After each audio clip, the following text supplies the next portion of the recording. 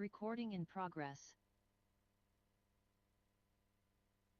Chaska City Council meeting for Monday, May 1st, May Day, 2023. We'll call the meeting to order at 7 o'clock. Will you please stand and join me in the Pledge of Allegiance? Pledge allegiance to the flag of the United States of America and to the republic for which it stands, one nation, under God, indivisible, with liberty and justice for all. Good evening. Welcome, everyone. Thanks for joining us. Lisa, we call roll, please. Councilmember Hatfield. Here. Councilmember Hubbard. Here. Councilmember Wong. Here. Councilmember Gra. Here. Mayor Winchell. Here. Next is item 4, adopting the agenda. Are there any corrections or additions to the agenda? If not, I would entertain a motion to approve. So, second. I have a motion by Councilmember Hubbard, second by Councilmember Hatfield. Discussion? Hearing none, all in favor signify by saying aye. Aye. Post same sign. Motion carries. Moves us to visitor presentation, and I'll turn it over to Councilmember Wong at this point. We have Southwest Transit on the docket tonight. Yep, so thank you. So I've, this evening, because there's some really exciting stuff going on at Southwest Transit, I've invited our acting chief executive officer and chief operating officer here to give us an update on some of the exciting things. It's notably some of our new partnerships that we're launching. So with that, Maria and Tony, would you like to introduce yourselves? Sure. Hello, Chaska City Council. My name is Maria Mancia, and I am the interim CEO at Southwest Transit. Welcome. Thank you. Today, we wanted to share with you an integration tool that we just launched between Lyft and Southwest Prime. Before Tony takes over, we wanted to express our gratitude to the city of Chaska. The city of Chaska is one of 3 cities that make up the Joint Powers Agreement. The city is special to us. About 20% of our workforce lives here in the city of Chaska. Councilmember Hatfield, Councilmember Huang are part of our governance board.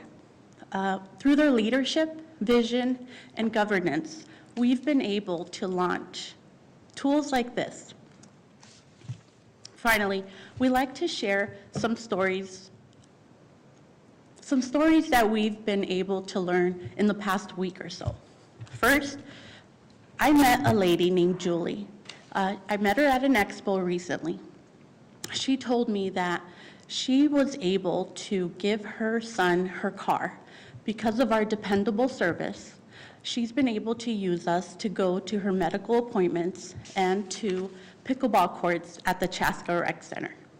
So she said we saved her thousands of dollars and increased her quality of life. We also met Maddie. She works at a restaurant here in the city of Chaska.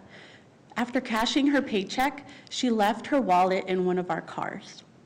We were able to identify her, call her, and let her know that we had her wallet. She was ecstatic, and she said that she has never felt safer riding with us, and she knew that the driver would give up the wallet right away. So she trusts us, and she knows that we manage with integrity. We also met a gentleman in Chaska that uses our service. He has substance abuse issues, and as a result, he's lost his privilege to drive. Because of that, he uses our service to get to work. He says that hope and dignity is what our service gives him because he's able to work, have hope, and have a second chance at life. We're truly thankful to the city of Chaska for allowing us to be part of their lives. And with that, I'll hand it over to Tony. Thank you. Thank you. I believe that's got to be quite a relief when you find your wallet. Especially after you just got That's scary times right there. If we could flip to the next slide.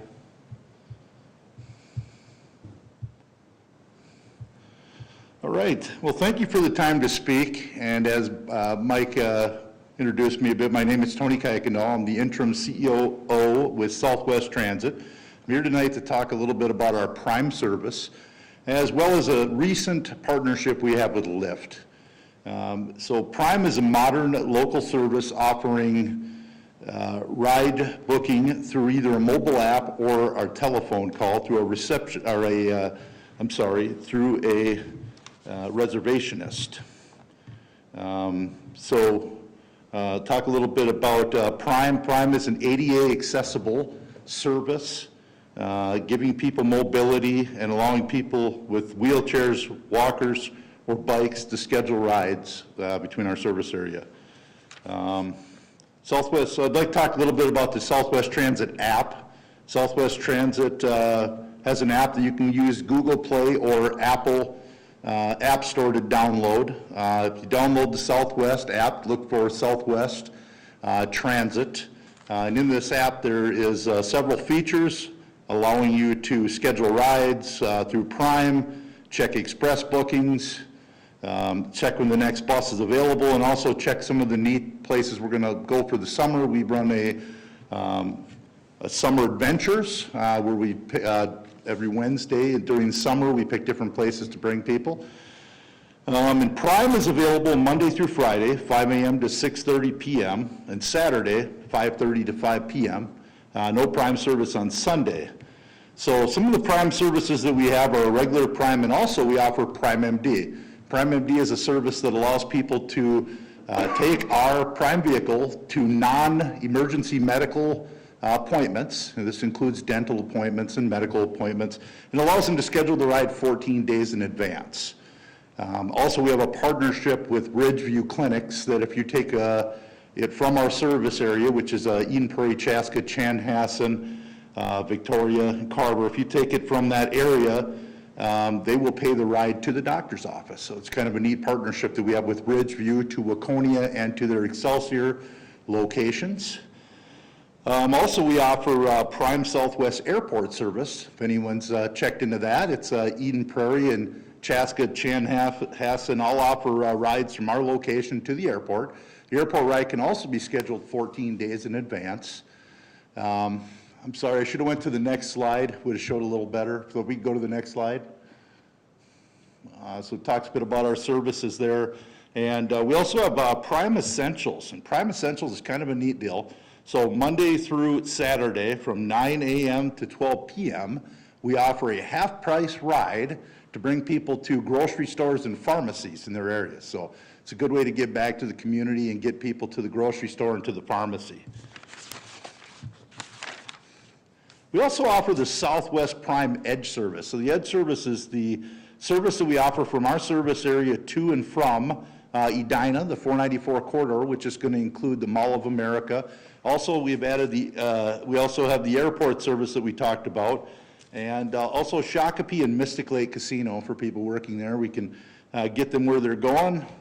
And the Southwest Prime Lyft partnership is kind of a neat thing. So the partnership with Lyft was needed for a couple of reasons. First, the increase in demand with the Southwest Prime services has resulted in a need to expand Southwest Prime vehicle fleet size. Currently, though, given the delays in vehicles and the delay in the supply chain, Southwest Transit has been, just like everyone else, and unable to obtain vehicles that work for our Southwest Prime. Right now, the waits are as long as 18 to 24 months for a vehicle. So we partnered with Prime, and as a partnership with Prime, riders using our Prime Edge and airport service have a choice to either use through our app have a choice to use Southwest Prime or Lyft. And how it works is we provide a $10 up to $10 towards a Lyft ride, and the rider pays the rest. And if we could go to, perfect. So up here, if you look on the screen, though, you'll see where it shows the ride with Lyft portion. And if you go on the app, the Southwest Prime app, and you pick either an Edge service ride or an airport service ride, it'll offer the Lyft as an option. And then you have to go on there and accept the Lyft option. And if you do, then it will show you prices for both services. So then you can choose which service to use. One of the other main reasons for the Lyft partnership is our services become so popular that the wait times have increased, especially during prime times, and the areas that are considered the Edge area and airport service take the longest to service.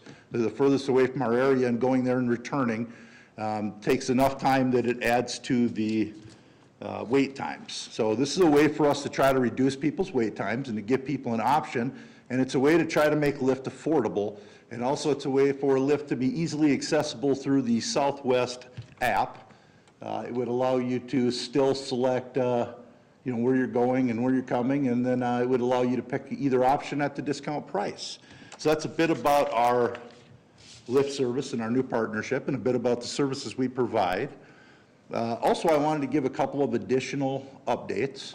For all you, those of you who know where our East Creek location is on 41 and 212, that location is going to be closed June 5th through the end of June for a construction project. We'll be moving all routing to the village. So that will affect some people at the East Creek station, but we're getting it out in our rider notices. And if anybody asks you guys, you'll know that East Creek will be closed too, and we'll be operating out of the village. The villages, help me, that's the 101 one, or the one? Yes, in 101 town? and 212, I apologize, yes, so. What's the one in town called? At the dinner theater? That is CTS, yep, Chanhassen Transit Station. Okay.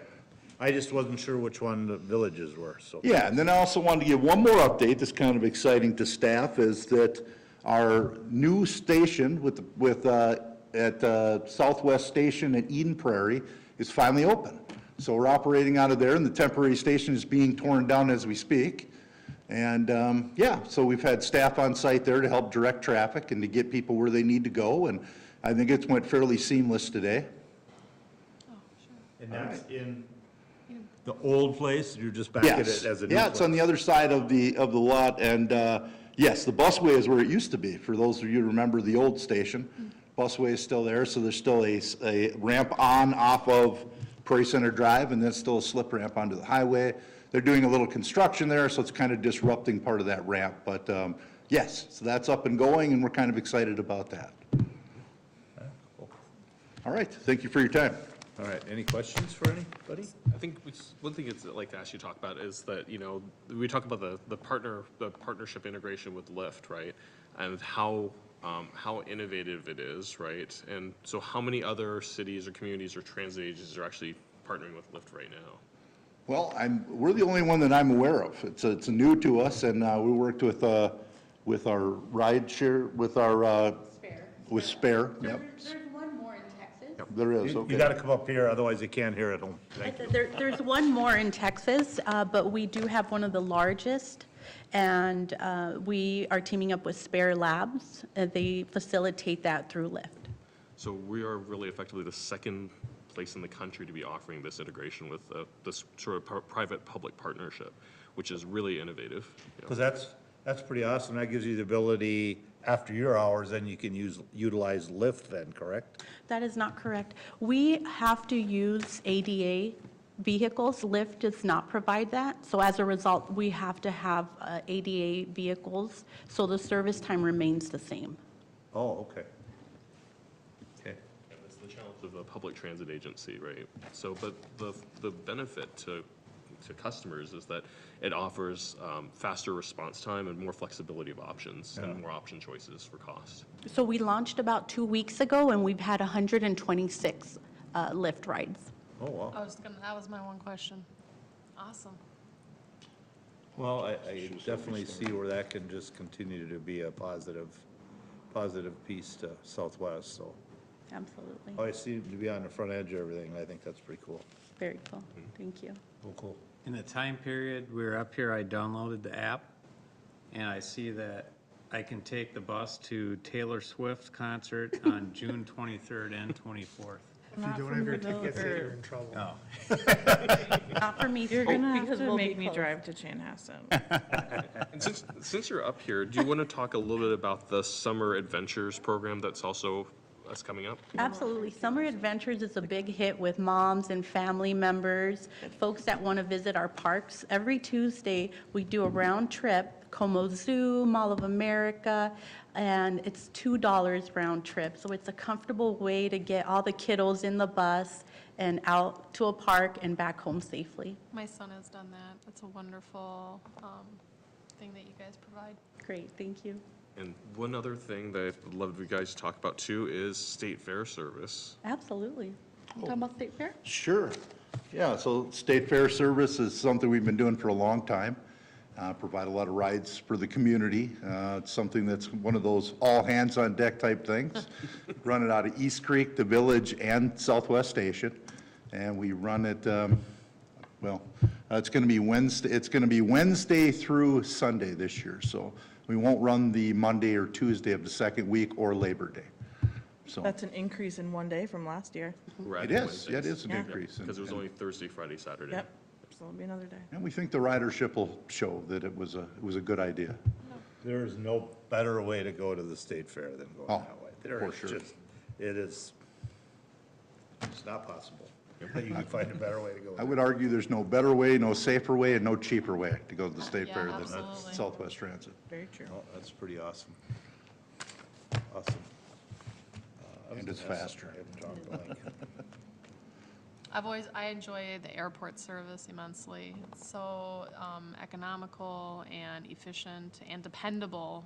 My husband unfortunately had to book a ride with a company that I won't name publicly because it was outside of your guys' operating hours, and they didn't show. So he was scrambling and, driving and parking in one of the parking lots, before his flight.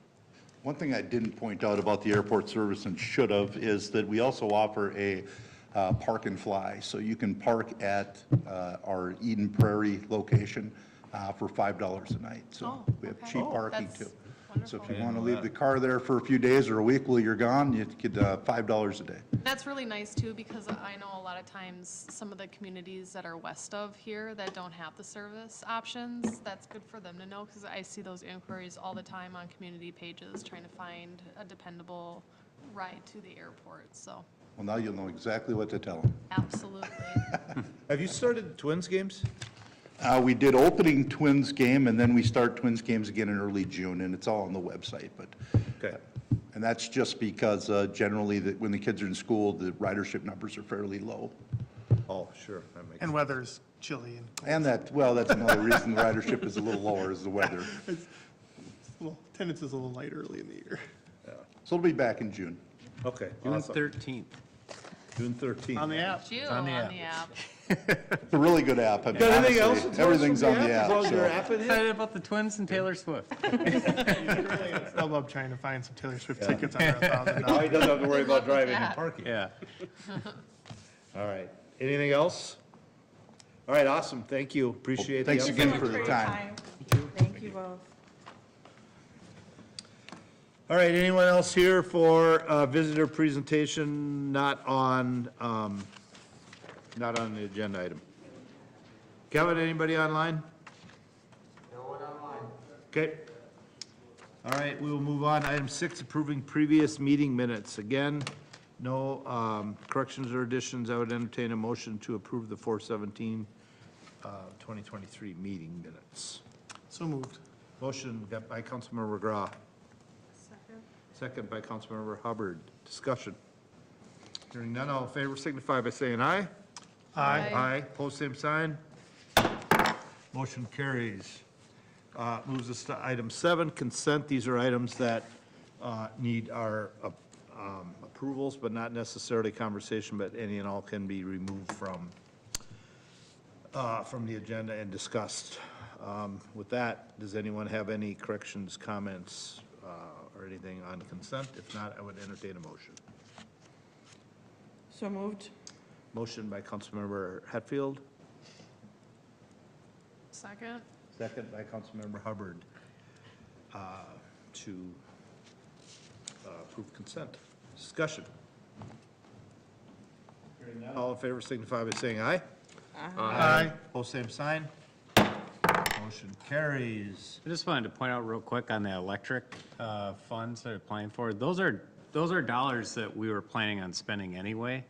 And it's part of the infrastructure dollars through the federal government. So, I mean, in essence, it's saving us $1.6 million for something we would have spent anyway. Well, are we automatically getting that? I thought we were It just seems- applying for it. We are, but it seems pretty certain because we're applying with a lot of other entities as part of like a big group of Minnesota utilities. I think our chances are very good. Oh, because I just took it that we were sending that letter, and I thought, yeah, that'd be awesome on that project. I Yeah. mean, it's almost half. Yeah.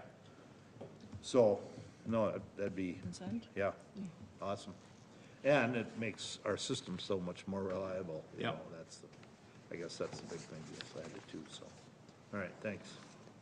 All right, next we move to item 8A, adopt resolution 2023-42 relating to the conduit financing on behalf of Ridgeview Medical Center. Mayor and Councilmember, this item tonight is in relation to Ridgeview Medical Center and seeking the support of the city of Chaska, allowing conduit financing for some projects they have going on, including the 212 Medical Center, to do financing through this method. I'm going to turn it over to Noel, who can talk about some of the details of it. And we also have representatives from Ridgeview and also our representative from our bond council, Zoom, to be able to talk to us about it too. Good evening, Mr. Mayor, council members. As Matt has outlined, what we're proposing tonight is a resolution that would allow the city to partner with Ridgeview and allow the city of Chaska to work with them to issue financing on their behalf. This is commonly referred to as conduit debt. It's allowing the city's issuance authority to be used by Ridgeview so that they can obtain a lower cost of funds in the marketplace by using us as the issuer. The key to this process is this is issued in our name, but we do not have any sort of pledge to repay the principal or interest on the debt, or any sort of moral obligation to repay that. The repayment of the proposed bonds would be by Ridgeview. What they are proposing with these bonds is to finance equipment that they will be using at the Ridgeview location here in Chaska. It's the current edition that's under construction. This financing will support equipment at that location as well as 3 other locations that Ridgeview is currently providing equipment financing. Nate Canova is our bond counsel for the city of Chaska with the law firm of Dorsey. Nate has been working with counsel from Ridgeview to draft the documents for the issuance of the conduit debt and has reviewed the requirements that the city has for this process with their legal counsel for issuing the debt. As a part of the process for issuing the debt, we do have to submit an application to the Minnesota Department of Economic Development. Nate has been working with Ridgeview for submitting that application. As a part of that application process, there does need to be a public hearing held tonight. The council previously authorized publication of a notice for that public hearing tonight to take comment on this project. The city, as the issuer, is the host community because we have a project in the town. And so there's really a dual role where we're facilitating the issuance and being a host, and that's a part of what will be addressed in that public hearing tonight. So if there's any questions that the council has of the process or what we're proposing tonight, Nate Canova is available to answer those questions from the city's bond counsel perspective.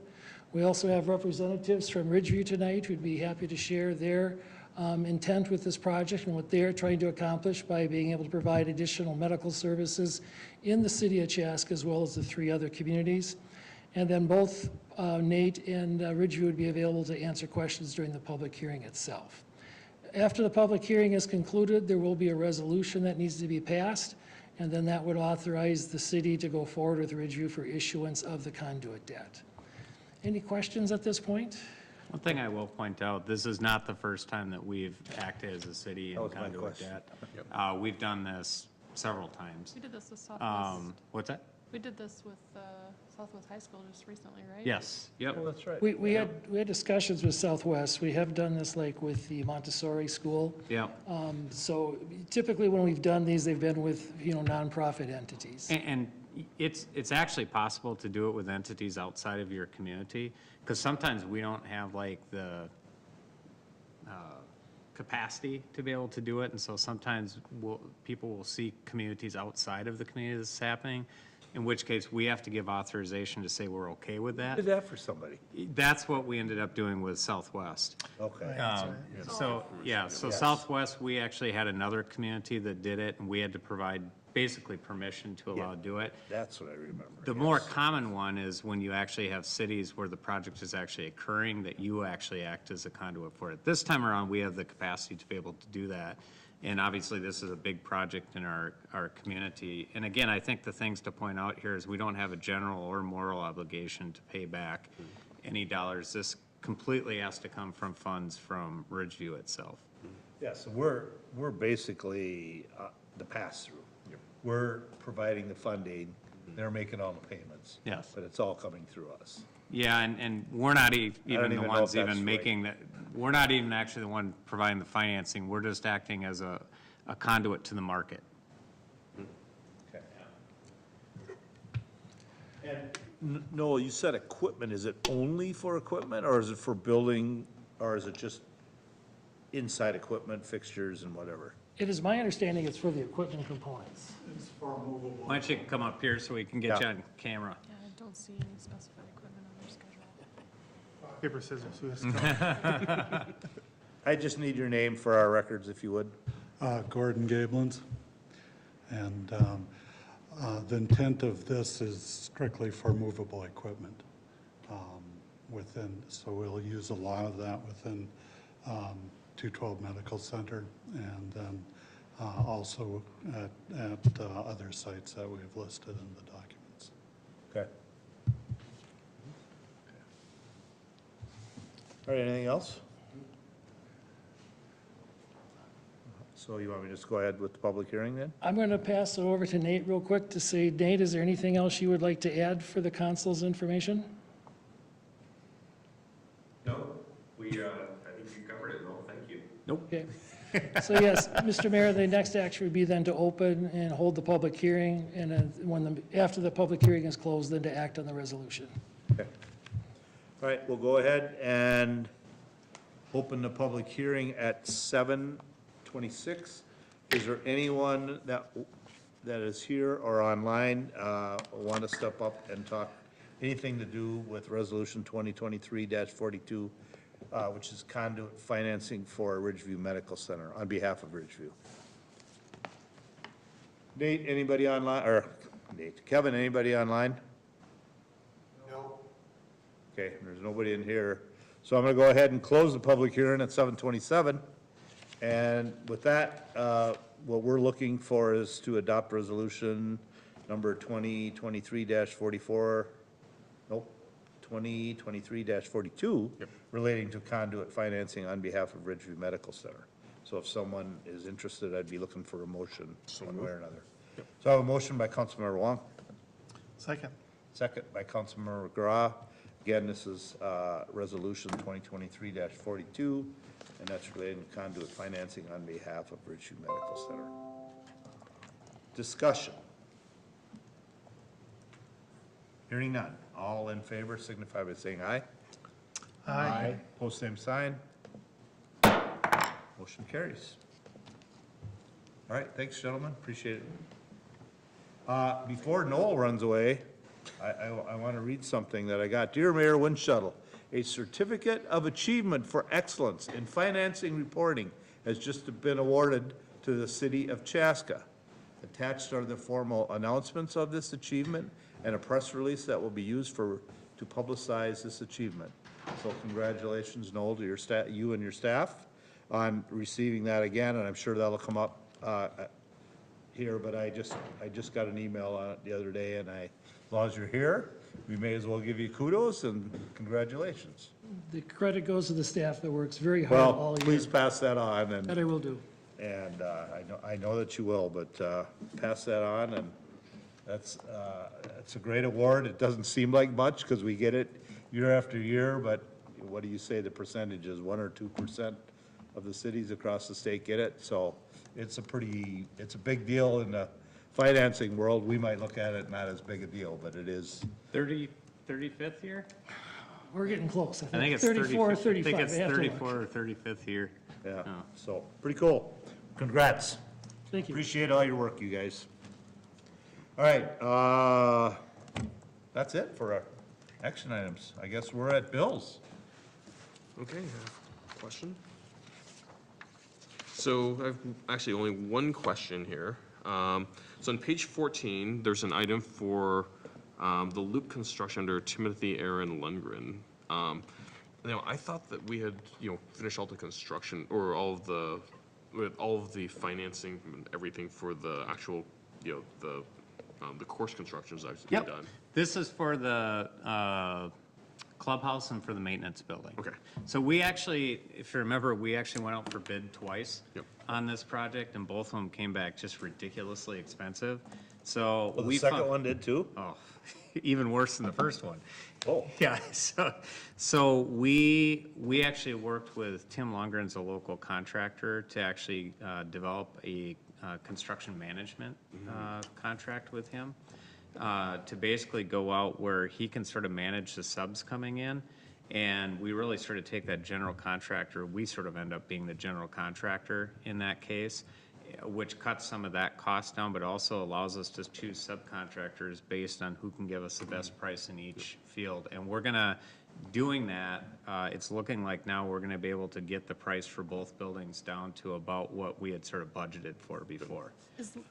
I know it's not Learning Links anymore, but is the nonprofit that was fundraising, are they still fundraising? They're still continuing to do so, and we actually did, since we got the original agreements, we actually got an additional $100,000 that went from the Goodman Group to the clubhouse Okay. itself. So they No more continue. paying for parking? What's that? No more paying for And we don't have to pay parking? for parking, that's a good thing. That's what, Huge there's savings. 20-some grand a year? It's about 20 grand a year, so, yeah, that's a big expense that we used to have. In fact, if we wouldn't have had that expense in the past, we would have broke even every year. Yeah, that was huge. Yeah, that was a big expense, especially for that size of course. But yeah, it allows us to get that project down to about what we had sort of budgeted from the beginning. Now, unfortunately, it sort of pushed us to have to wait longer to do it. But what we're gonna do is, we'll look towards the end of this season to actually construct both facilities. And then, look for some way to provide temporary facilities when we first sort of open up, do a soft opening, which is likely going to be the beginning of July when the grass We're is. still gonna wait that long? Yeah, the grass still needs to establish itself more, but we'll look at doing some type of temporary facilities to get it open. But then the intent would be is that by the end of fall, then we'll be in a position where we have both the clubhouse and the maintenance building completed. Okay, cool. Very cool. So no, and just to clarify, so that's really the construction, so that's like effectively a fee for construction That's a fee for management. construction management, and the other one is the architect that we worked with, put it together. Right, so there's two separate things. Yep. Related same project, but it's the two different pieces to it. Yep. Gotcha. I mean, so, and I think maybe it's a general question around this is that, given that, the times we've had to, we hired someone to act as a construction manager on our behalf, like we did, I think we did the same thing here with the city when we did some of the city hall work over. We're doing that right now with the public safety building, too. Yeah, so, I mean, it seems like that's almost becoming a best practice for us. that, Yes. It seems to be. Yep, and that's getting to be the way most cities are going for construction projects, because you're paying, I mean, although you sort of, theoretically takes some of the headaches out to have a general that just deals with everything, you lose a ton of control. And with that, you also lose the control of, they'll hire the subs that they want to, and they're gonna, whether you like them or not, they're the subs. And so you lose a lot of control, and I think you also end up paying sort of that middleman fee too. So, yeah, we really like the construction management process as long as you get the right construction manager. Exactly. Well, and the good thing is the people, where if you didn't have the project manager, it was one big giant bid. Yeah. And sometimes you're guessing on things, and now you actually have, the plumbers, the electricians bidding, all that, you might have 30 scopes of work that you pick from, and they're all bid out separately. Well, and they might actually be bid out after the project has actually started, so they can sort of see the conditions too. Where, like the mayor said, sometimes they're guessing what the conditions are gonna be. I mean, you just don't know. And yeah, so there's just a lot. I think it saves a lot of money, and you have way more control, especially if you have the right project manager. The right project manager And most of them that are out there are really pretty good. I mean, you just Well, like don't the hire project- somebody from Bill's Pretty Good Project Manager Company. You know, you hire a reputable company and, you know, And Tim, we've used on projects here in town before. He actually is a local resident, and he does a great job. he works a lot, he's been a big part of Christmas in May. Yeah, he's one of our house captains for Christmas May too, so he's very committed into the community. The other one, Brad Barrickman, that we use for the public safety building, he's from RJM. And we've used RJM before, and specifically Brad, we used when we had those COVID dollars and we needed to get all those things done between July and November here at City Hall and the Community Center, which was not an easy task, but he's just very good. Especially not in the height of COVID, and you couldn't get anything. Yeah, if you have a good project manager, it definitely makes the project run smoother. I'd say that, you know, in Southwest Transit, we had a number of construction projects, and like we did like the bus renovation, you know, for the bus garage renovation, and that was a pretty substantial project. So a lot of changes, you know, adding new facilities in there, and we used the same process. Used someone who's actually a Chaska resident from Big D Construction, and again, very similar like outcome of, you know, worked out. We had more control, really financially kept the numbers in place, and then we also able to get done some things we weren't expecting to do too. So that was, you know, really, really positive. So I love the model, like, and I think, you know, also agree that it so much depends on getting the right construction manager. You get the right construction manager, you can do so much with it. Yeah. Well, one of the challenges in this job is, I mean, it might be big to us, but it's not that big of a project. And so to get people interested, that's almost why we had to go with somebody local, is to get somebody interested enough that they'd actually put the time in and actually cared if we got a good price. You know, sometimes when you have these small projects like this, it's a lot of effort. It's as much effort for them to put in for a small project as for a big one. And so in this case, we felt very fortunate that Tim was willing to actually do this for us. Yeah, that's awesome. That is my only question. I got one, Matt, and I wrote page, but I didn't put a number behind it. Talks about Chaska Commons Rent Unit 123. Oh, that's our community room up at the Chaska Clover. Yeah. So we have, I've never seen it spelled out that way before. I don't know if it's because they changed the name. I of didn't it know or- because when I was signing some papers for things they called something down here Chaska Commons, I refer to Chaska Commons as the Commons, and that's why I was just kind of, I think that's it, isn't it? There's one of the property acquisitions for Highway 41 in downtown here, the corporate name is Chaska Commons. yep. And they are the landlords for a building with 3 units. And as a part of the acquisition for the condemnation to the courts, there's a payment to the landlord for the lost rent. And there's also payments to unit 1, 2, and 3 for Oh, the well, renters. there you go. Glad you're back. Yeah, thanks. And then those will be ongoing payments through the project, and it's a project cost. Because that's what confused me, because when I got paperwork and they kept saying Chaska Commons, but it was, they said part of downtown 41, and I go, no, This There is is the, nothing. this is the building where we're doing the rework on the side of it? Okay. Oh, So that- the- it's that Yeah, one. so the Yep. reason that we're paying rent on those 3 is because we can't really do the work inside of the building, or on the outside of the building, without disturbing them on the inside of these rental units. And so we don't want to own the building long-term, but we have to take care of their tenants while we're actually doing that work there. because that's where the state's working out of. Exactly, and there's an alleyway that, we want to make that alleyway be a pass-through that's going through there, and in order to do that, you almost have to cantilever there's the fire escape deck that's up on top. Right now, those posts come down into the alley. You have to cantilever it above so that people can actually pass through that alleyway. Yeah, that was in, I'm glad Noel was around. well, that's why I kind of questioned Yeah. that, so, all right. Okay, Not Any- a, oh, go ahead. I was gonna say, not a question, but just a comment. It was fun to see the drinking fountain lion Oh, on yeah, there. yeah. I'm excited about that. That's gonna be a destination, right on the bike trail. Kids are gonna want to bike down and stick their head in the lion. Yeah. I thought it was really cool to see it come up on bills since we've been talking about it. Yeah. I actually stopped down there the other day, they had half of the concrete poured underneath the overhang. I think the main part of the building is getting pretty close to being done, and I don't know. Chaska they couldn't- Classic plays some baseball game down there a week from Friday. Yeah, I think Tice told me he had it done, but supposed to be done by May 14th, but he wasn't sure.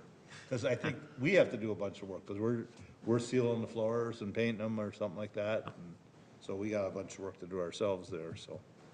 But right, anyone else on bills?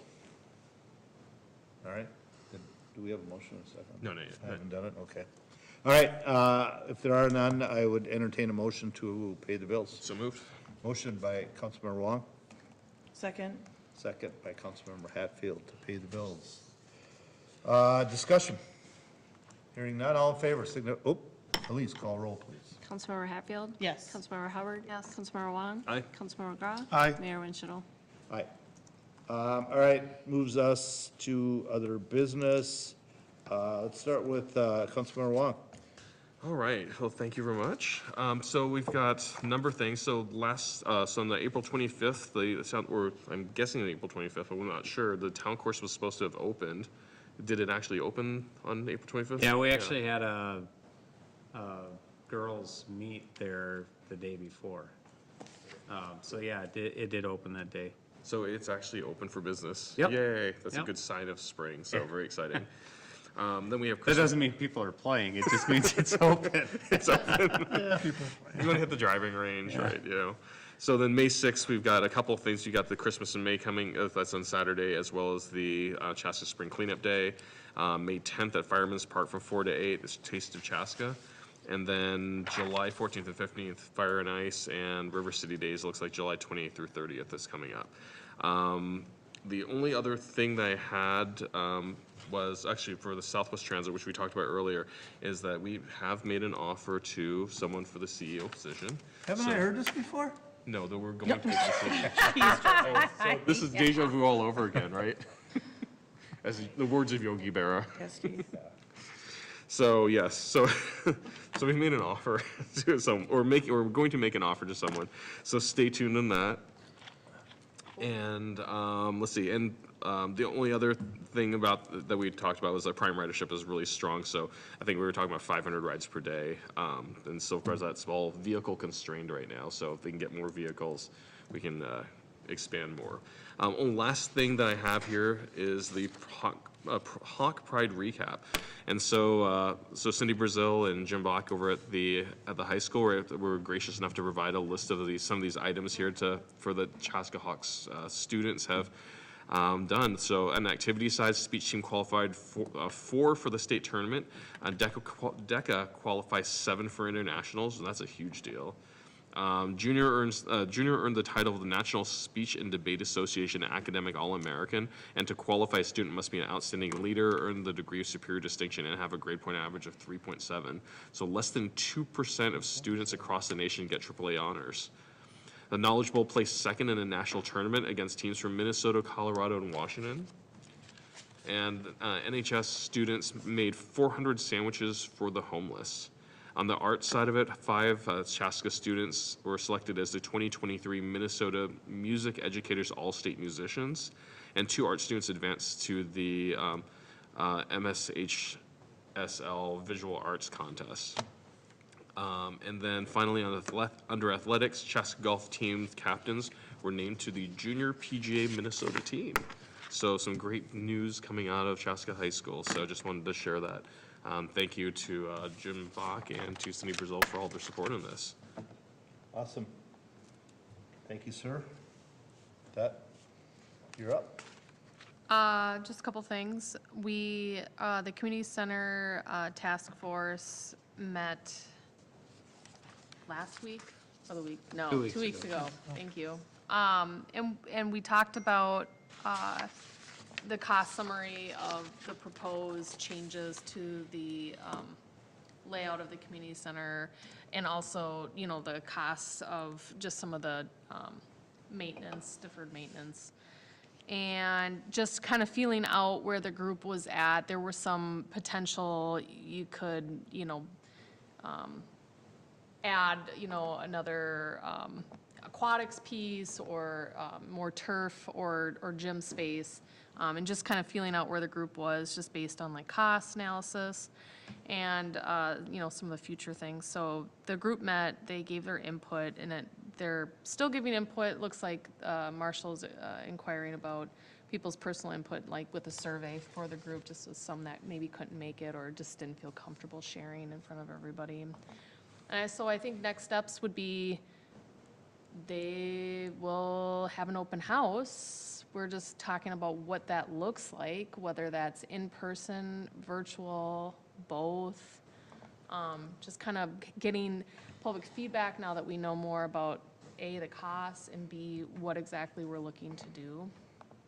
And then we also talked about some of the options of, financing and, kind of the direction of where we want to go with that.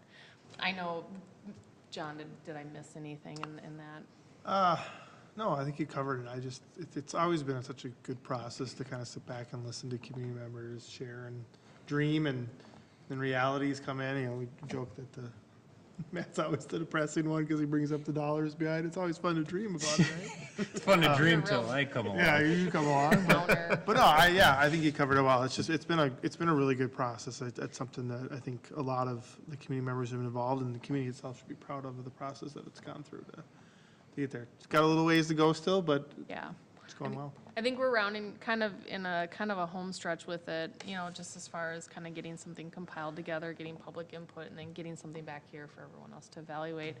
To me, it's just been so great. I mean, I can't believe it's been almost a year, but I feel like so much has been done, and I just think it's just so great to see just a fresh perspective and layout on the existing footprint that we already have, and just how much better utilization of that facility will be, and just like the future of it, just the sustainable future of it, that piece. I just think, and we talked about the parking at length and some of the options behind that too, so that there's a few options, but that's kind of coming into view as well, and that sort of, and those details. So that was a really great meeting. And so I guess, next steps would just be that open house, but so we'll report back when that comes. Outside of that, the Park and Recs is doing a bike bingo for the kids this month here. I'd like to mention it since it's only May 1st, and so they have a whole month of opportunity. There's a little bike bingo sheet that you can download on Facebook, or I'm sure it's on the website. And so the kids can download this, and there's little spaces that say, visited chaskaparksandrec.com, or rode a bike to the store or to school, or you rode your bike to work. And so they fill the spaces out, they turn in the little bingo sheet, and it sounds like they can win a prize. So I think that's really cool. And I don't know, that's I think all I have at this point. Communities of Belonging has a Cinco de Mayo, but you had to register, so I was gonna mention that, but I was like, well, you already had RSVP for that, so that's coming up. All right. Rotary on Thursday morning if anybody wants to come. Well, that's it, maybe that's what that is, I registered for. 'Cause Are we I supposed to thought it was register for that? interesting, because it was on Thursday. Ours is during our regular meeting. Right. So it Yeah. might- But are we supposed to It's register later. for I that? think that one's at like 10. Not our meeting, if you- Academia. No, but that's the big breakfast. That's the, Yeah, like we had last year. yeah. Yeah. This one's at I don't know 7:30 what in you, the morning. I don't know the name of it, but I Yeah. know, because I didn't have it on my calendar, and I was informed Oh, of it does say this Chaska weekend. Rotary on here. Okay, so it's the same Didn't read the fine print. All right, there we go. one. So that is the one. Do we That have is to the same RSVP? one. Yeah, you had to RSVP. I registered, No, If you let us know now, you'll be fine. I'm coming. so. Okay. All right. Anyways, that's it for me. All right, thank you. Mr. Graw. Just a few things, just touch base on the Hawk news. The one thing that wasn't on there is just recognition of Coach Seifert stepping down after, I was going to get it here, where was it, 16 years? I can't believe, I'll be honest, it just seems like such a long time. I just think of all the people she's inspired and helped develop, and, it's such an influential role, so just a shout out and thank her for her service, and I know she'll probably still be very involved in basketball somewhere, coaching probably her kids.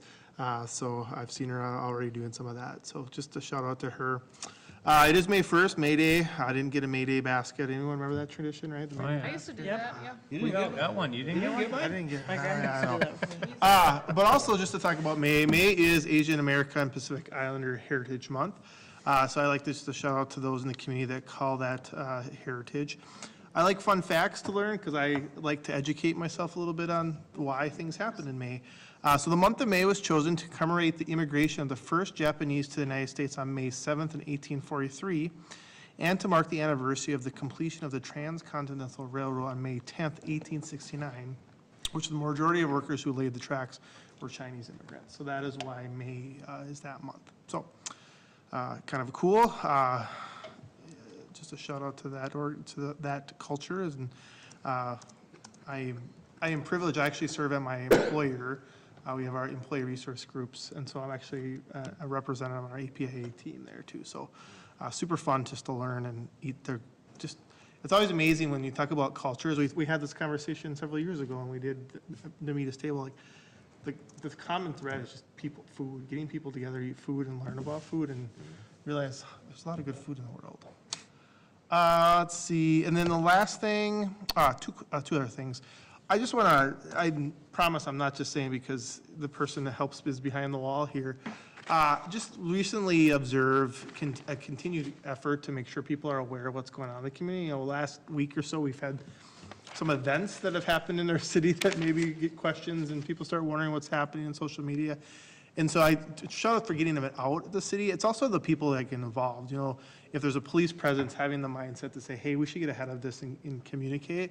I just appreciate that because, you know, the lack of information, people just make assumptions. And so getting information out to the people on those social media feeds as quickly as we do is beautiful and awesome. Question on, I was made aware of this today because I occasionally buy and sell things through Facebook Marketplace, and was made aware that some cities at police stations have designated parking spots. Do we have that? I was just like designated parking spots where you can meet someone. Not designated. No, it is actually one of the things that we're talking about as part of the whole public safety facility, because typically when they have those, they also have cameras on them and things like that.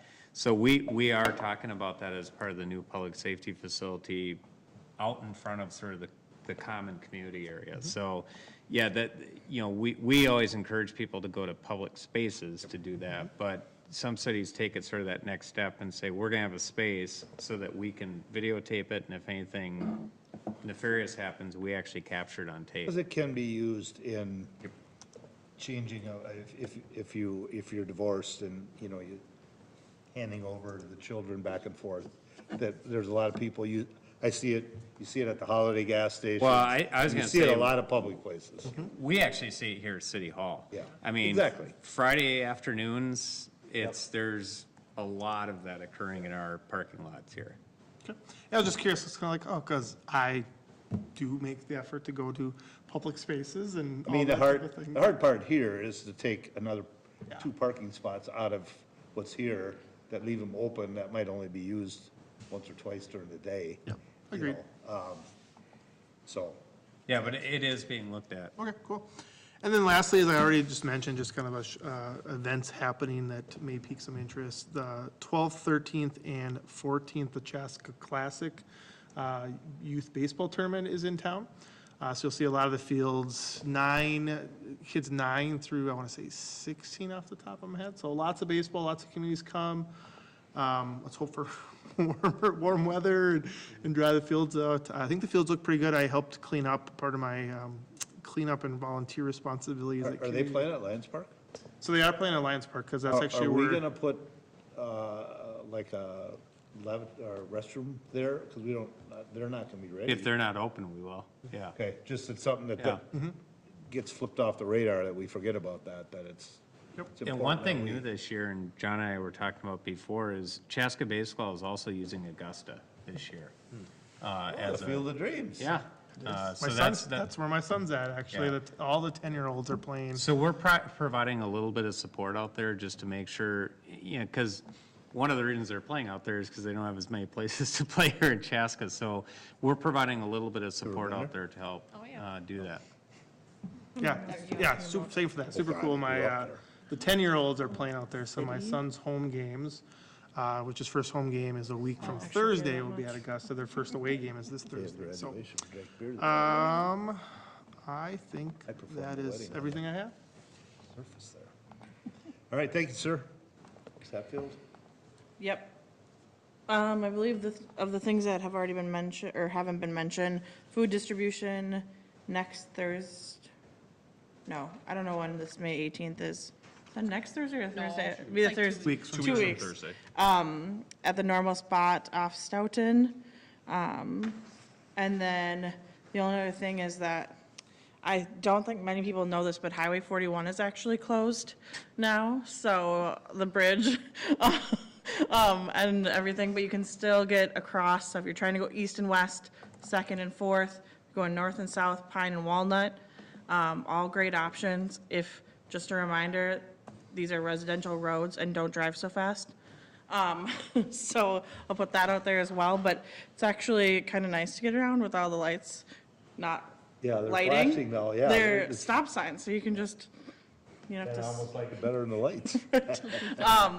But it definitely is like an excellent time to go downtown, eat, shop, because there's not so much crazy traffic on 41, so you can park in the public parking and go to the shops, and it's pretty easy. So that is that. And good news, the bridge closed on Highway 41 today, but the County Road or County Road 11 is open in Jordan, between Jordan and Carver. Oh, they opened that already? This Oh. afternoon. Yep. I was worried about how to get to my That's sister, awesome. but it is open. Yep. And so you can I go would one, venture to say the city of Shakopee had a big push on Yeah. getting that open. I bet. Shakopee downtown this morning was, Disaster? yes, Yeah. 101 is crazy. Drive that every morning. Yeah, I bet. I'm surprised that the county got it open that fast. They did a good job, and we're grateful. So you can, depending on which way you're going, you can go 101 or Highway 11, and honestly, or County Road 11, they're both great options and almost as quick, just depending on where you're going, if Shakopee versus Jordan or wherever you're trying to get to. So, yeah, I think that was what I wanted to cover. couple of things on that. So we monitored things today. I will concur that it's actually really easy to get around downtown right now, especially without there being stoplights. It's actually sort of pleasant and pretty easy to navigate. The area that we had issues with today was Engler. And it's primarily people come from Waconia or the west side of Chaska, and they're trying to get across the river. And so they were using Engler to go down to 101. And so both before school and after school, we saw some pretty significant backups that were occurring on there. So that's sort of where the pinch point was. What we think is going to happen is that it only takes like 1-2 days of people, seeing that and saying, I'm not doing that again. We think what will happen is people will transition up to 212, and then they'll take 212 up to the 101 exit, which is actually the official detour to get down there. But if they don't, one of the things that we're going to talk about is specific times of day on that Engler 41 intersection, looking at the timing of the green light going Well, I was east-west. going to say, because 41, the traffic is half. 41's half, and so you I don't think need as much. That was going So- to be what I was going to say. We should be talking to the state about Yes. looking at the timing. I think it's going to be a little bit of both. I think you're going to see people transition off of it, but there is not as much need for green time on that north-south Right. way. So we'll be looking at both those. But honestly, those were the real only issues we saw today. Again, Shakopee was a different story. So I'd just like to add a couple things, so if you're west of 41 in that area, we always think of 41, but one of the simpler ways to get to the west side of town is actually go Engler 212 and get off in Big Woods. Yeah. And come down, you're right downtown. To some degrees, it's faster than than trying to navigate 41. Because if you come down 41, you got to go to the east and then come across. And the same thing, if you're on the east side, don't forget about County 15 or Audubon will run you right down and run 61 into town. Or, you know, if you got to go to courthouse, you can take, you know, Stoughton Avenue. There's a lot of options. People just got to look at them. And sometimes it's way off the beaten path of what you think, but you'll find out that it's just as fast when you're all done said, so. The other thing that Don't opened. speed. Yeah, don't. Exactly. The other thing that opened that people may not be aware of is being able to turn left on Walnut Street, down Yes. here by That Nicolay was so Bank. nice. Yeah, So- that opened Friday. Yep, so Wasn't now surprised. instead of, you don't have, I mean, if people are thinking they Oh, have I to go was down surprised, Engler, an option is to just come downtown, go through, take a left on 61, just go out of town. Sure. I personally think that would be faster, because then you don't have to worry about getting onto Engler and turning, or Right, getting because onto that's the 61. through traffic right there Yes, at that point, yep. so So absolutely. that's open, so I think that'll help too. Okay. So, all right. Anything else? Nope, that's it. All right. Can I add one thing? So I'd like to actually thank council members Hatfield and Hubbard for like putting together those videos too. That was I awesome. know- Because that's like really, really cool that you guys are doing that to promoting downtown business. All right. So super, super busy cool, on super Friday. Taylor and I exciting. hang out a lot. I like the hat flip. That was good. That was really fun. Like at the Taylor's beginning. idea. Mary Tyler Moore, right? And I was like, what do I do? She was like, what? I was gonna say, how many people know I that know, anymore? come on. But it was really cool. I think it's one of those things that, you know, even just getting the word out there and the fact that we're talking about it and, you know, with like the Mary Tyler Moore hat flips and stuff, that things get people's attention and it's good to get out there and, you know, to create that like positive publicity there. Yeah, and I What are we mean, doing? driving by, or walking we gonna around do on something? Friday and see Dolce Vita's. We're gonna A do, little competition. It's like good Yeah. timing that we did that earlier. Yeah. I felt, yeah, You're so excited you tripped on the steps. I was. And I was like, you're gonna keep that in there, aren't you? And she's like, yeah, I am. I was like, awesome. Oh, and also the mayor, who's gonna be doing some videos too. yep, we haven't put it all together yet, so. No, we're gonna work with you. Careful what you Everybody- wish for. We're just too cool. We are. All right. Elise, anything? Nothing to add from what was said already. Jake? No. Noel? Matt? Just a reminder, with Christmas May, it's not Guardian Angels this year, it's St. John's. No. We'll have somebody at Guardian Angels. Explain how to just get in there? case. Well, actually, this year it'll be easier. Yeah, Because that's the exactly. direction you have to go anyway. Right. so. All right, I have a few things. Sienna White, our high school representative that sits on, she's on planning this year, right? No. Human rights. Human rights. She talked about, remember in our interviews, so she has decided she's going to Johns Hopkins, and she must have been accepted, because she said she's going there. She's majoring in neuroscience and minoring in Spanish. Her dreams are to go into surgery with specialization in oncology. Remember how we talked about her, about she was amazing? Well, here she goes. She might be our doctor someday, so, good for her, congratulations. She Yes, never congrats. stops working. Yeah. I mean, she's our Rotary intern, she does everything with schools, she works at Red Bench, I mean, she constantly works. I seen her post and I just thought, oh, I gotta mention that, that's pretty cool, Pretty awesome. pretty cool.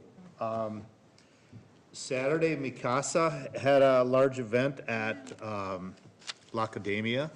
The place was packed, it was amazing how many people they had there and the stuff they gave away. They had 50 bikes they gave away, 50 bikes, and then they had all kinds of other things. Pretty amazing event. So it was a lot of fun to attend that.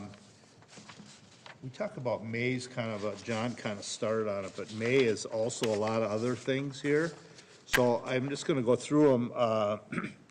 The third Saturday in May is Armed Forces Day, so we'll just kind of hit them all here. May 15th through the 21st is National Police Week. That's in every May. International Firefighter Day is May 4th. May the 4th be with you. Municipal Clerks Week is every May, April 30th through May 6th. Note, this year we'll be hosting the 77th Annual International Institute of Municipal Clerks, May 14th through the 17th in Minneapolis. It is also National Teachers Appreciation Week, and that is the first full week in May, so May 8th through May 12th. And it is also National Nurses Week, May 6th through May 12th. Very important people on every category here. And I know there's more, because I heard it's also like recognizing Missing Persons Month. There was another one I heard that I didn't make a note on, so I don't even want to say it, because I'll butcher it, so I'll let it go. But congratulations to everyone, and thanks everyone for their service that they provide to all of us in some way or another, so thanks to all of them. We have an EDA meeting right immediately following this. And then lastly, we have a kind of an end of an era happening this week. Dunn Brother Coffee is closing this Friday. Dunn Brothers has been really a social gathering spot in downtown Chaska for, I think, 16 years, is what I remember. Mike Webb, the owner, former mayor of Carver, has been the owner of that all through this process. Unfortunately, he doesn't own the building, and the building got sold. And so I think that there was some issues about a lease, and so it's very unfortunate, because that's quite the gathering place. And Mike, if you know Mike, Mike's not afraid to tell you what he thinks. And but no matter how you look at him, he provided a great service down there. I know his wife has taken a job, and she's actually in Omaha, and he lives in St. Paul, and they got a vacation home in Arizona. So this was probably coming no matter what at some point, but the fact that it's happening, and maybe the timing doesn't feel right, but it is what it is. And but I just want to say thanks to Mike for everything he's provided. He's been a tremendous person about supplying coffee for events.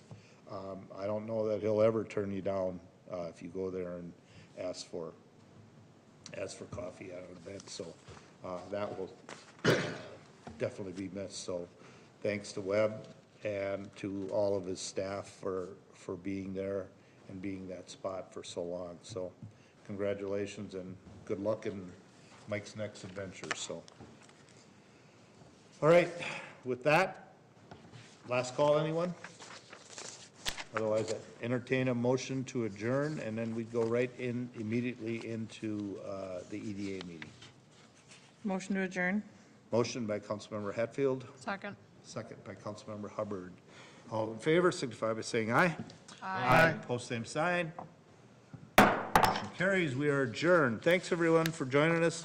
We'll be back in 2 weeks, so that would be 18th. No, 15th.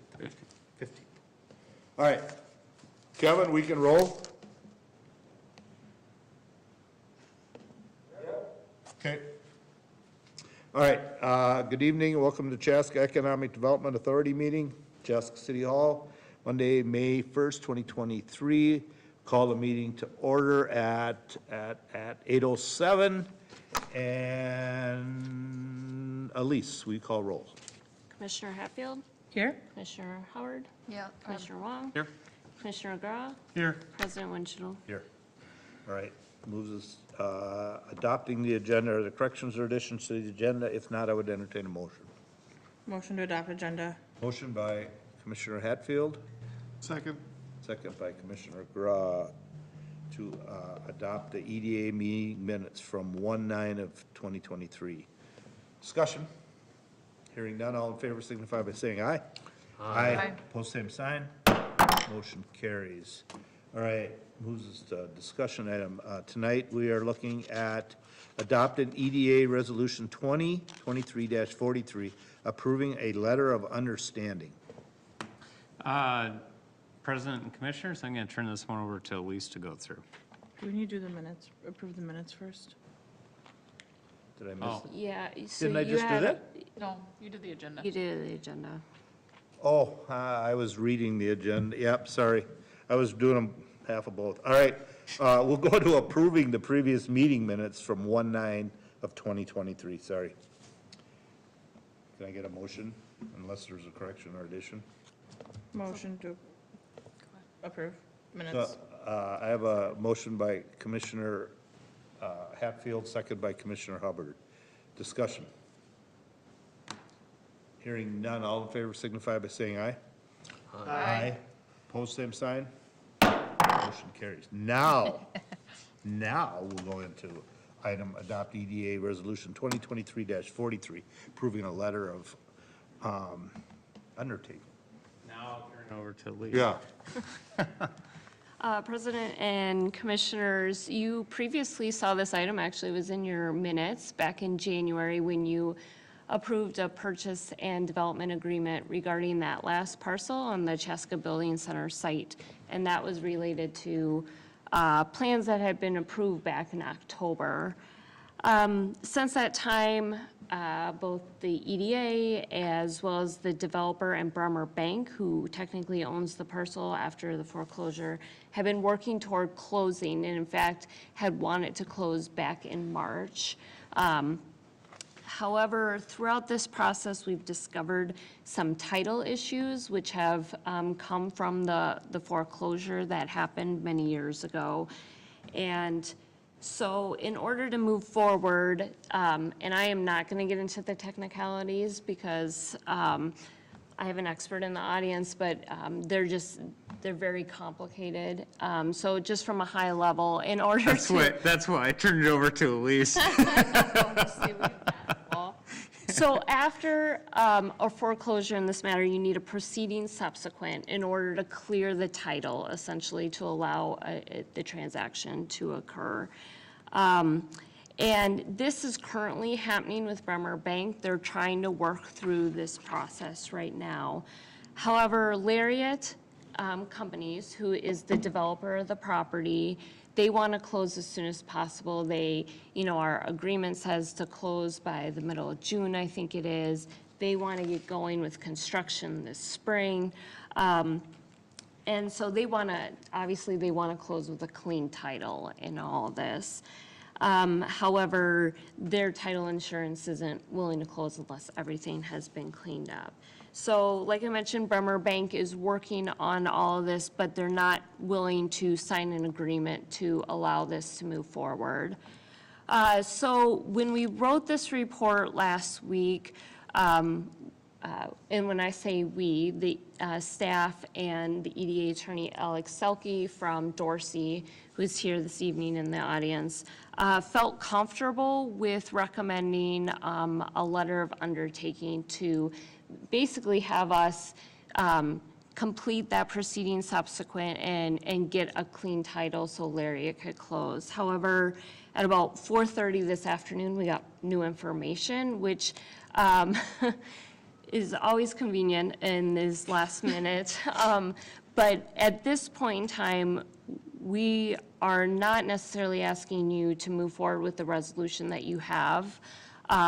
We'd like to talk through with you this evening, kind of where your comfort level lies in taking some leadership in this to have this, to work through some of these issues to have it close. But even, if you're in agreement that you want to, as an EDA, move forward with all this, we would recommend essentially tabling this item and bringing it back to you in a couple of weeks when we have some, additional information which we can provide to you. Like I said, Alex Selke is here from Dorsey, and I will turn it over to him, or have you, if you have some questions, we can, talk about it further, but that's kind of where we're at right now, given this new information that came this afternoon. So, does that mean they can't close? They can't close without a clean title, which is what they, But I thought obviously what what we they were want. gonna do, That would allow us to essentially take the reins to get this completed. However, New information has come forward that our attorney does not feel comfortable in having us take the reins quite yet. Am I saying that correctly? Well, maybe she explained. Yeah, I was gonna say, why don't you take over? President, board members, Alex Selke, Special Counsel to the EDA for Redevelopment Matters at Dorsey and Whitney. Welcome, thanks. Happy to be here. Yes, so everything Elise is saying is correct, and the new information is, maybe I'll back up a little bit. The Bremer's lawyers have been working with the Carver County Examiner of Titles to resolve some issues with the foreclosure. So maybe backing up even further, this is registered land, which means there's a certificate of title that goes with it, kind of like you have a certificate of title for your car that lists all the liens and encumbrances. And under Minnesota law, registered land after foreclosure, there needs to be basically a court proceeding for a new certificate of title to be issued in the name of the foreclosing party. So Bremer is stuck at that step, trying to get the court to issue a certificate of title in the name of Bremer. And the process that they're in is working with the Carver County Examiner of Titles, who's in charge of reviewing the foreclosure proceeding, making a report and recommendation that then goes to district court, and district court issues an order putting the title into the foreclosing party's name. So I'll stop there. I don't know if that clears anything up, but that's procedurally where we're at. And the Examiner of Titles has flagged a couple issues that she finds in the foreclosure proceeding that she issued an amended report today that gives me less confidence that we'll sail through that court hearing where the certificate of title is issued. So what would get us to closing, so the title company, which gives me some confidence that this will all be resolved relatively easily, the title company is willing to close and ensure title as long as someone signs this letter of undertaking that says, we'll finish this proceeding subsequent, and That's what our original goal was tonight. yes, and that still needs to be done. What I'm getting less confident in is that that's going to be as easy as I thought last week. The worst-case scenario, most likely, is having to re-go through the foreclosure process, which would take time and money on top of just appearing at the district court hearing and saying, you know, here's what happened in the foreclosure proceeding, please issue us the new certificate of title in the name of whoever that might be, Bremer or Lariat or the EDA.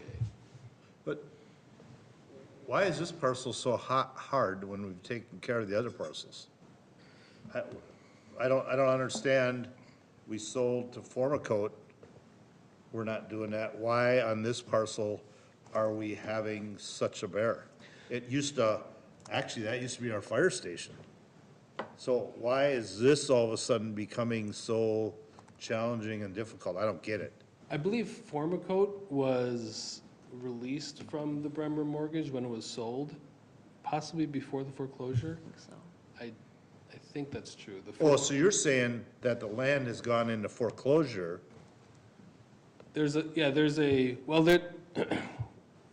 My understanding of the sequence of events is that around 2008 or 2009, Bremer and Klingelhutz entered into a voluntary foreclosure agreement. Right. And over the years, that foreclosure agreement was amended, I believe, in 2012 and 2018 to release parcels that were then sold off for development.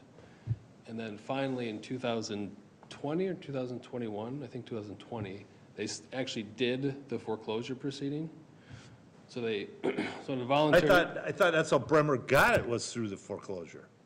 Well, they've been under this voluntary foreclosure agreement for Long time. a long time. And I don't know what their thought process was. I don't know all the background. I've been more involved with their attorneys now the last couple months. as we proceeded to closing and learned that Bremer isn't ready to deliver good title.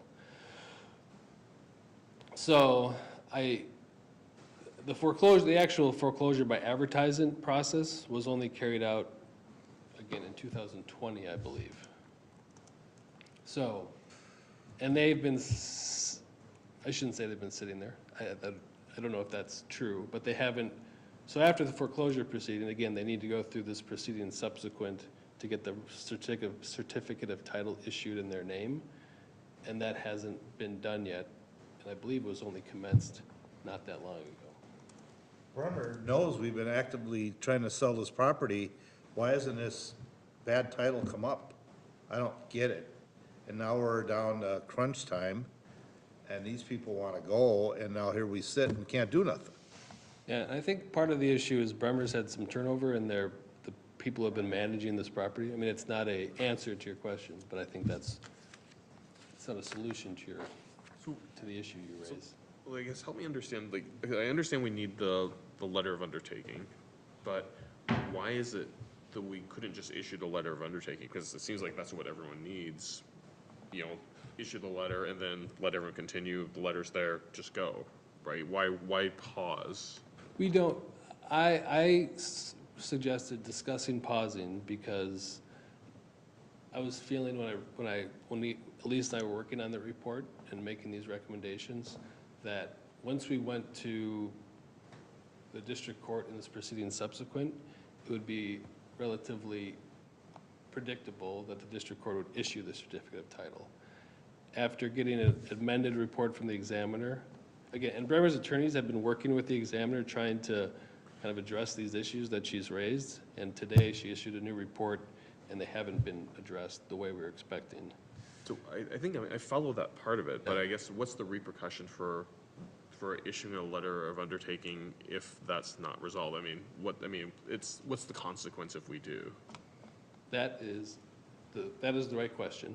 The consequence is the EDA takes over. It's not, as Elise said, we step into Bremer's shoes essentially and promise that we'll take care of the problem. The solution to the problem might be going through a second foreclosure by advertisement. Gotcha. Okay. Which is time and money. And I am fairly confident that we'd succeed in that, or whoever would have, if anyone has to go through that, they'll succeed, given what I understand with the borrower and where they are with. So basically, the reason for a pause, just I'm paraphrasing to make sure I understand, is that if we took it then we take on the onus of the time and cost responsibilities. But in this case, we just said Bremer's the one who's working through it anyway. Let them continue doing it, get further down the road till it becomes an administrative challenge. Then we'll take on that letter of undertaking, at which point then it should be smooth sailing and our cost and commitment from a staff perspective are minimized. Yeah, I mean, ideally, Bremer would complete the process. Yeah. And the plan Bremer was. has wanted to put us in a position of having to take care of their problems for a while. I would actually suggest that we table this until we go, because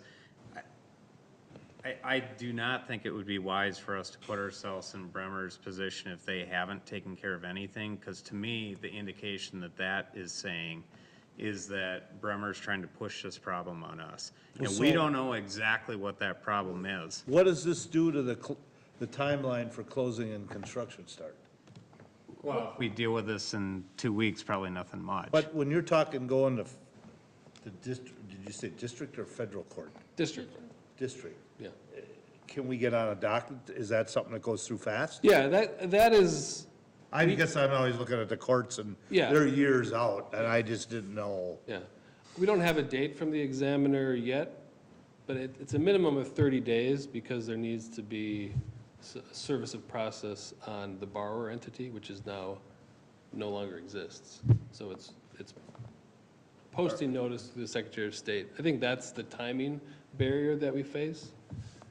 And that's just to get on the docket for this process. And if we get there and the district court feels like, agrees with the examiner and the foreclosure had some defects, the judge might, excuse me, might say, Bremer or EDA or whoever that party is, you have to correct this, which would mean most likely going through the foreclosure Like, process what, again. when you say correct, what would we be correcting?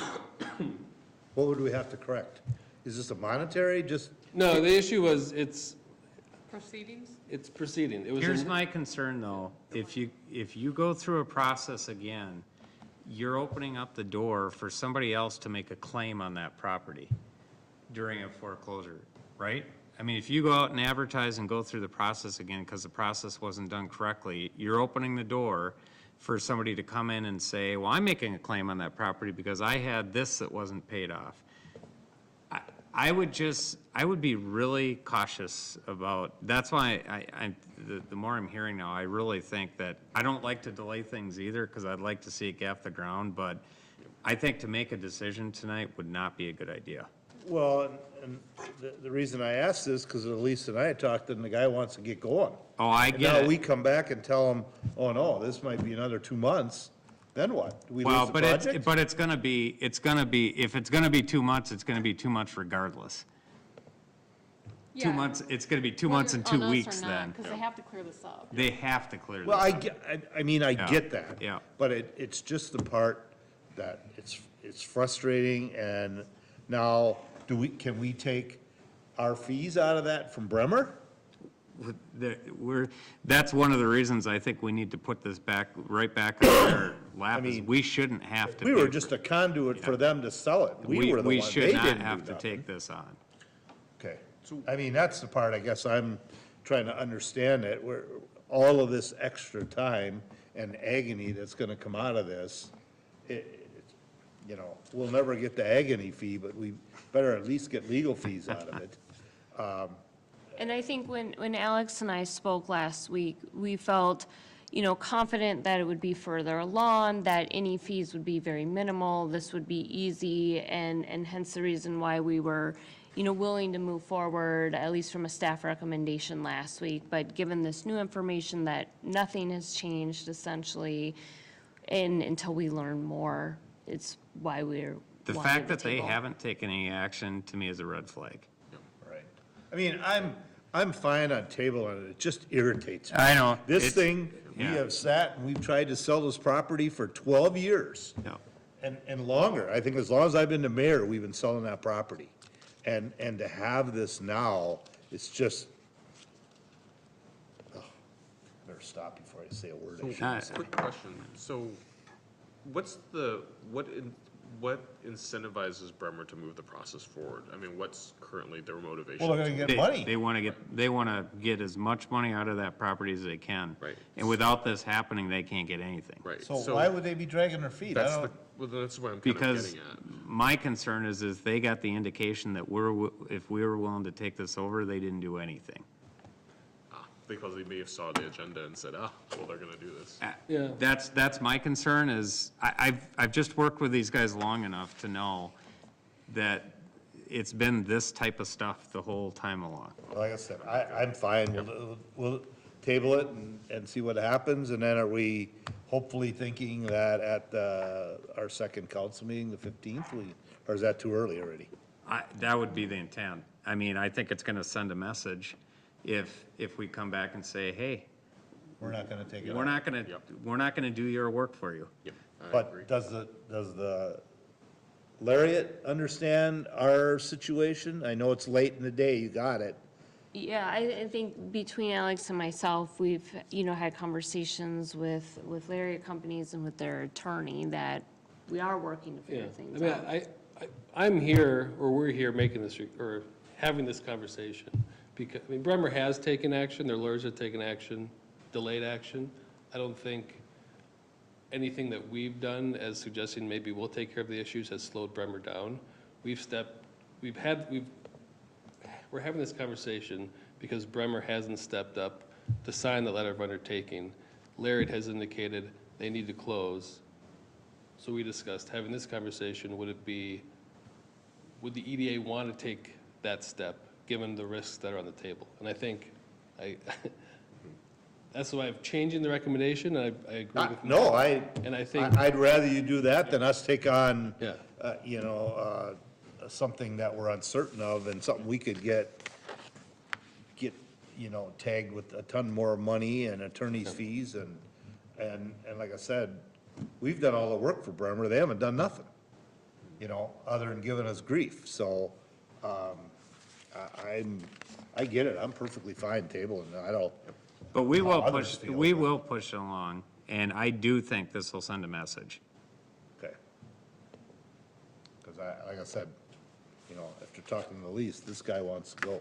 And I Oh, know- yeah, yeah. I know he was pretty fast the last time he was at council, but still, now when we're here, at this point, where, and all of a sudden we hit this is, it's frustrating here, you know? It just gives us a bad name. So, and we certainly don't want, you know, this guy to get upset and walk away and just say, I'm not gonna deal with it. That's the last thing we've done. So, because I think it's a very cool concept and something that's, you know, definitely needed within the community, so. 100% agree that we definitely don't want this applicant to walk away from this project, but at the same token, I think there's liability and exposure here against the community, right? So, I mean, I think it's the right thing to table this, because, you know, we gotta protect our taxpayers from the exposure that's potentially, you know, evident within this, lack of closure here. Am I hearing we're kind of all feeling that way? Yes. All right, then I want to ask some questions. So if we table this, we have to table it to a date, or do we just table it? I remember we went through tabling, that we have to give a date. And I don't know that we have a date to give. Or do we just say, I would actually table it till the next meeting. Next meeting. just flat out the next EDA? Yeah, I would meeting? just say, well, Oh, we I, don't have one scheduled? no, I think I would just put it on. May Mar- 15th. On May 15th. I mean, I think we need to send a message to them that they need to get this cleared now. And so, I think it's fine to put May 15th. Okay. Okay, so what we would need is a motion to table this item until May 15th meeting. Okay. Yep. So move to table the item till the May 15th meeting. All right, so I have a motion by Commissioner Wong to table Resolution 2023-43. Table it till the May 15th, what'd I say, EDA Yep, meeting then? EDA. EDA meeting, after the May 15th council meeting. Second. Who wants it? Second by Commissioner Gra. Discussion. All in favor signify by saying aye. Aye. Aye. Opposed, same sign. Motion carries. Thank you for clarifying, because that's been a frustrating one today. I've talked to Elise about it already, and, but at least it makes sense, and you're saying it, that we definitely, it's not quite right yet, so, thank you. Thank you for coming. Thank you. Appreciate it. Thank you. Anything else under EDA? Otherwise, I would, motion to adjourn. I make a motion to adjourn. Motion by Commissioner Hubbard, Second. second by Commissioner Hubbard to adjourn. Hatfield. Hatfield. Jeez. All in favor signify by saying aye. Aye. Post same sign. We are adjourned. Thanks. We'll see you May 15th. Christmas in May, Saturday. Come on down.